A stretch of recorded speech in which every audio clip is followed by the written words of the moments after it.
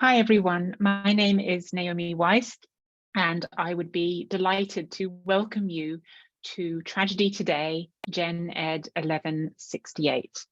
This is a course about ancient plays in their most modern manifestations across different media and addressing a really wide range of questions. At the core of this course are really old plays that were first produced here at the Theatre of Dionysus in Athens 2,500 years ago, primarily by these three playwrights, although there were many others: Euripides, Sophocles, and Aeschylus.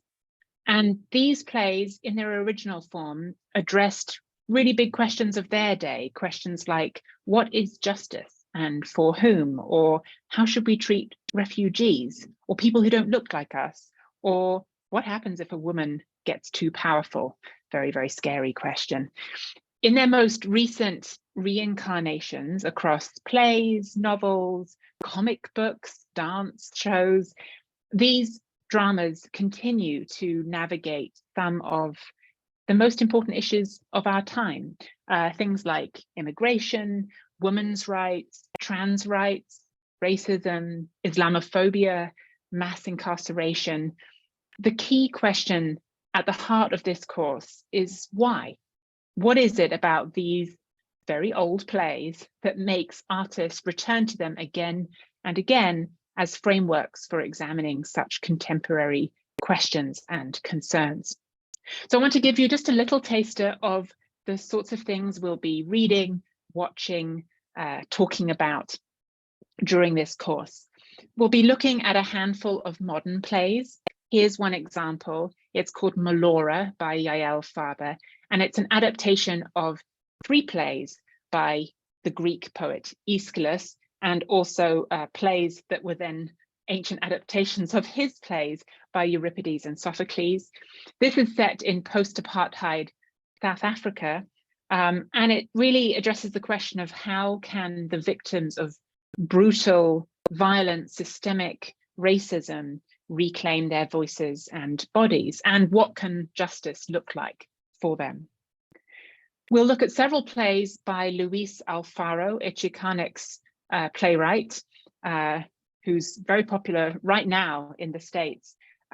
This is his Electricidad, which is an adaptation of Euripides' Electra. And here, Alfaro uses the ancient play to ask, is there any way out of a cycle of poverty and violence for the most marginalized members of society?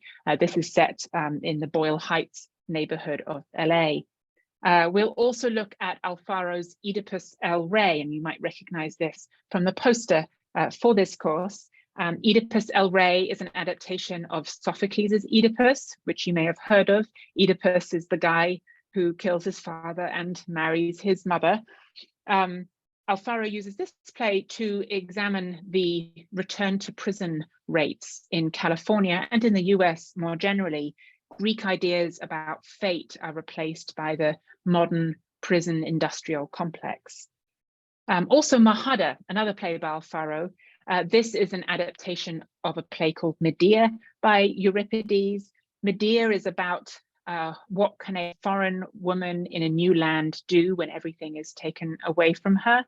Mahada examines the plight of an undocumented woman in the US and how she reclaims a certain form of agency.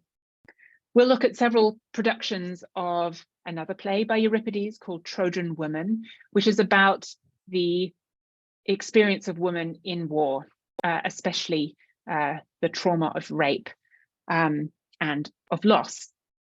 I show you this image because I think it's particularly moving. It's an image of a production of this play from Kyiv in Ukraine in 2016. And the audience of this play didn't know that just a few years later, they would be experiencing some of the same war crimes that Euripides examines. But we're not just going to be looking at plays. We'll look at other art forms too. So for example, this Queens of Syria is a documentary about how a group of Syrian refugee women put on a performance of that same play, Trojan Women, and in doing so bring attention to their own experiences. We'll look at dance. This is a recent production by Hope Moore, Bacchae Before. It reworks the Bacchae, a play about the god Dionysus, who allows but also hinders certain identities. That's a play by Euripides. I quote from the radio station KQED here about Bacchae Before. It says, it distills and refracts a classical text of frenzy and filicide through a trans-centered, gender-affirming perspective. And tragedy is often used for exploring and celebrating non-normative identities. We'll look at a movie, we'll watch a movie as well. This is actually an adaptation of an ancient Greek comedy, not a tragedy, Aristophanes' Lysistrata, about women going on a sex strike to persuade their men not to fight. Spike Lee sets this in South Side Chicago and draws on both tragedy and comedy, just as the ancient play is as much a tragedy as a comedy. He draws on these genres to bring the spotlight on gun violence in this part of Chicago and in the US more generally. We'll also think about, and well, we'll read and think about several books. This is a play, but it's also an art book, Antigonic by the poet Anne Carson. It's an adaptation of a famous play by Sophocles called Antigone. And it really brings out, sometimes through an elusive way, sometimes very directly, the dangers of the force of law being used too indiscriminately, and how to balance the law of government with loyalty to one's family. And I want us to think about some novels. The only one we're really going to read in full is what you see on the right here. It's Home Fire by the British Pakistani novelist Kamila Shamsi. And that uses the same play Antigone to examine Islamophobia in the post 9/11 world. But I also want us to think about Salvage the Bones by Jesmyn Ward, where Medea, who you met just earlier, becomes Hurricane Katrina.